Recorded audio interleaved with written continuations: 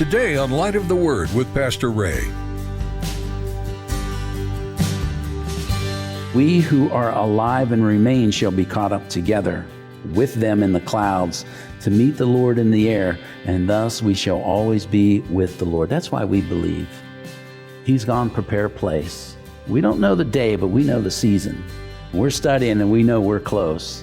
But he's gone and prepared a little mansion for us, and there's going to be a trumpet that's going to blow, and he's going to come, and here's what's going to happen. The Father's going to say to the Son, go get your bride. Go get your bride. Open your heart to us, Lord, so we can know your word. We come before you, Jesus. Speak to our hearts as we discover your love for us. How wide, how deep, how far. Pour into us so we can learn to follow. One surrender at a time. You have made the way for us to know you, a path that's straight and right. By the light of the word. God is going to welcome His church into heaven someday with open arms. He promised He won't leave you or forsake you, and you don't even have to fear death itself with Him. Even when all the terrible events of the end times come, Jesus will come back and rapture up His church. They'll get to enter heaven into the homes that were prepared for them. Today, Pastor Ray wants you to remain faithful to God, even as evil becomes more prevalent in the world. Stay strong, because you have a hope for eternity. Well, let's join Pastor Ray in the book of Psalms, chapter 139, for today's edition of Light of the Word. Psalm 139, verse 1, O Lord, you have searched me and know me. You know my sitting down, my rising up and understanding. My thoughts afar off, you comprehend my path and my lying down, and are acquainted with all my ways. For there is not a word of my tongue, but behold, O Lord, you knew it all together. I see an omnipresent God, verses 5 through 9 of Psalm 139. You've hedged me behind and before, laid your hand upon me. Such knowledge is too wonderful for me. It is high, I cannot attain it. Where can I go from your spirit, or where can I flee from your presence? If I ascend into heaven, you are there. If I make my bed in hell, behold, you are there. If I take the wings of the morning and dwell in the uttermost parts of the sea. And in verse 10 and 14, we see the all-powerful God. He can speak worlds into existence, but when it comes to us, He forms us with His hand. Psalm 139, verse 10, even there your hand shall lead me. Your right hand shall hold me. If I say, surely the darkness shall fall on me, even the night shall be light about me. Indeed, the darkness shall not hide from you, but the night shines as the day, the darkness as the light, both alike. For you formed my inward part. You covered me in my mother's womb. I will praise you, for I am fearfully and wonderfully made. Marvelous are your works, and that my soul knows you very. What power. Power to speak and destroy Babylon. Power to speak and raise the dead. And I have this all-knowing, all-present, all-powerful God. And yet here's what He says then in Psalm 139. How precious also are your thoughts to me, O God. How great is the sum of them. If I should count them, they would be more in number than the sand. When I awake, I am still with you. And here's what He says. I got all the power. I'm all present. I'm in the midst of your life. I know all these things in your life, and I have the power. And my thoughts towards you are greater than the sands of the sea. And so what I'm thinking is how to bring you into victory. What I'm thinking is how to bring that answer into what you need and you're asking of me. I will take He who began a good work, and I'll be faithful to complete it, because really, that's all I think about is you and what you will become in this glory that I intend for you. And then He says these words in verse 7, 8, and 9, which are key in so much of the unlocking of the book of Revelation, so much unlocking in why things are the way that they are. And we can not really get it until we get it. Verse 7, 8, and 9. Let us be glad and rejoice and give Him glory, for the marriage of the Lamb has come, and his wife has made herself ready. And to her it was granted to be arrayed in fine linen, clean and bright, lampos, for the fine linen is the righteous acts of the saints. Then he said to me, right blessed are those who are called to the marriage supper of the Lamb. And he said to me, these are the true sayings of God. This is John. Wow, this is amazing. For clarity, what does it mean? Speaking of the righteousness, Isaiah 61:10, so beautiful. I will greatly rejoice in the Lord. My soul shall be joyful in my God. For he has clothed me with the garments of salvation. He has covered me with the robe of righteousness. As a bridegroom decks himself out with ornaments, and as a bride adorns herself with jewels. This is, he's made us the righteousness. But we weren't always that. Isaiah 64, verse 6. But we are all like an unclean thing, and all of our righteousness are like filthy rags. Our works and everything we do to say this is our relinking to God. And he said, it's all filthy rags. We all fade like a leaf, and our iniquities like the wind have taken us away. And praise God that we can't work. We can't bring ourselves into the righteousness, because he makes it real simple, and he makes it real light, and he makes it real bright. 2 Corinthians 5:21, for he made him who knew no sin to be sin for us, that we might become the righteousness of God. That's all we need to do to become these brides of Christ, through his righteousness. He went to the cross. He took the soil. He went and took the judgment that was due us. And then he went and he buried it in a grave, and he rose again on the third day. And all we got to do is say, I believe this. And there will be a change in our life as we become this promise, the bride of Christ. But there's this beautiful picture that's spoken of here that I want to speak on as we finish our study today, and then take communion to celebrate the marriage supper. Is we don't get it so much. We read about marriages, and what do we really think about? We think of marriages here on earth, in America, specifically, better said. There's a whole different Middle Eastern culture, and there's a very different Middle Eastern culture there in Israel, and then even more specifically there in Galilee, where Jesus' ministry. When Jesus said this, it would speak more than what I just said. Marriage, we go, oh yeah, marriage, that's awesome. Someone's going to go down, maybe have a ceremony, maybe a courthouse. They're going to be married. They're going to live together, husband and wife. But man, when you said this word in that culture, and this is what the Lord wants to speak, I got a word for you that will speak a volume. It's a commentary in 3 verses of marriage, what I think of you, and what you can be thinking of me, and knowing and unlocking this prophetic book of Revelation. In the Jewish marriage tradition, you had the engagement, the betrothal, and the wedding. 3 phases: the engagement, betrothal, and the wedding. Now, in the engagement, the fathers chose not to entrust who their children should marry. You can't leave things as important as marriage to these young kids, so let's do it for them. So the fathers would get together and we know each other, we live next to each other, I like your family, I like your family's principle and integrity and things, and vice versa. And there, you got a daughter, I got a son. We're talking the engagement of these kids. They would be engaged, if you can imagine today, they could be engaged at 1 or 2 years old. 5 or 6 years old. Imagine running around the schoolyard today and go, that's my wife over there. We're engaged. We're going to get married 10 years from now, or whatever it may be. And so these fathers would arrange the marriage. And we've seen principles where it wasn't arranged, like Samson went and got himself a wife, while dad was like, no, we're going to pick you one. That didn't go well for him. Delilah.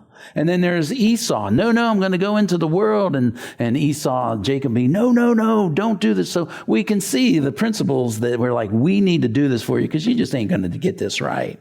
I'm thankful that I got to choose. I'm thankful that I got to choose my bride. But I'm also thankful that my parents arranged with Renee's that she had to marry me. So who knows where I'd be.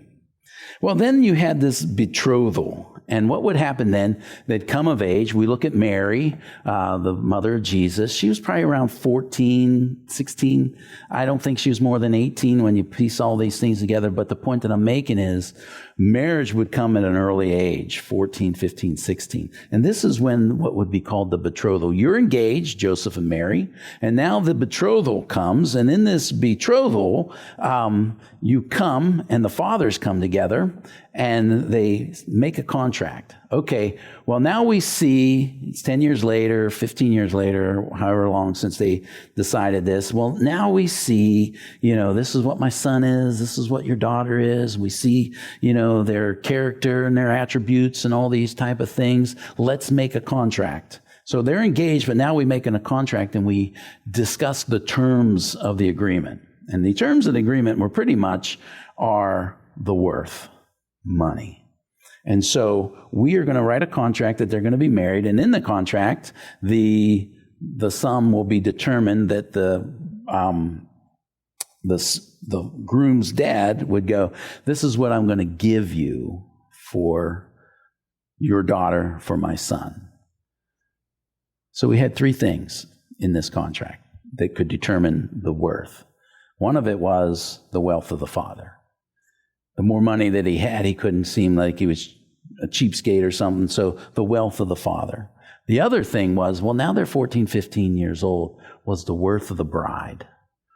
This point, you would know the character, the attributes, and these type of things of, wow, we watched her grow and blossom and all these type of things. So then there was the basis on the worth of the bride. And then the third one, because sometimes maybe the dad didn't have the wealth. Maybe the dad passed away, whatever it may be. And it would come down to the work of the son. What could he afford and what could he offer? And what did he have to provide? So you had this contract that would be signed of that they're engaged. Now they're betrothed. It's like what we call our engagement period of leading up to the wedding. It would not go longer than a year. And so they would know the season, but not the day, as I build on that, as you think of these things. But when you came to sign the contract, it was like, okay, they're betrothed now, contract signed. They would have 1 cup of wine. This is Galilee, Jewish tradition. And they would each take a sip from that cup. And then they would make a profession to one another. I will not drink from the fruit of the vine again until our wedding night. And so now there's this pause on drinking from the fruit of the vine that would happen. Then the bride-to-be would go back to her house and with her parents, and she would start working on her wedding dress. Because you just don't have wedding dress, down the road to go buy wedding dress, and she would be working on her wedding dress. Well, the son, he would go back to what's called the little mansion. And remind you, Jewish Old Testament, you didn't go out down the road and go, I think I'd like to go live down in Severna Park. It was like, well, your family allotment was in Glen Burnie. And so that was by tribal allotment. This is where your father's house. He had this many acres. And so the son would go and build a little room off the home of the father. And in the word literally meant mansion, little mansion. And so he would go and start building over this year to build this little mansion. And so during this time, no one really knows when. They know about, they know the season, they don't know the day, they know it's about a year, but they know it's not going to be more. And so here they go and they start preparing this, and then you come into what would be the wedding. And in the wedding, the mansion's ready. The dress better be ready. She would know. She would know about the season, which is probably somewhere in this weekish, and she would actually start being ready every day, hair made, this and that, because she would never know, because the way it went in this Jewish culture was the mansion's made, the table's set for the marriage, because all the guests are going to come to this marriage. And the beautiful part of it is that the father would look at the son who's been waiting bated breath for his bride for a whole year, and he would say, go get your bride. And that was the signal for him to gather his groomsmen. They would start a march down the road to the bride's house. They'd be banging drums, blowing trumpets, and they would hear the sound of the groom coming, and the bride would make herself ready in the final, put her dress on, and she would come out and meet him in the street. They would walk to the father's house. They would make that simple statement of the contract finalized. Then the son takes her into his little mansion to be their home, and there they would have their intimacy. All the wedding guests who were in the procession would come, and they would have their celebration there in that feast. And usually it was 7 days. Then the groom would come out, and he would come to the table. He'd greet, he'd fellowship, and he'd laugh. He'd get food, and they'd take it in to the little mansion, and he would serve his bride. But for 7 days, Jewish culture, she did not come out. She would be tucked away. She would be served. She would be simply the object of his affection. Then at the end of 7 days, he would come out and he would present, "This is my bride. This is the woman of my life." And then that was the end of that 7-day celebration that we call the marriage supper. Now you see this beautiful picture of you, the culture, and the beauty that God has. Thankfully, the Father didn't entrust us to make the decision. We're elected the engagement. He sent His Spirit to convince us this is the deal you don't want to miss.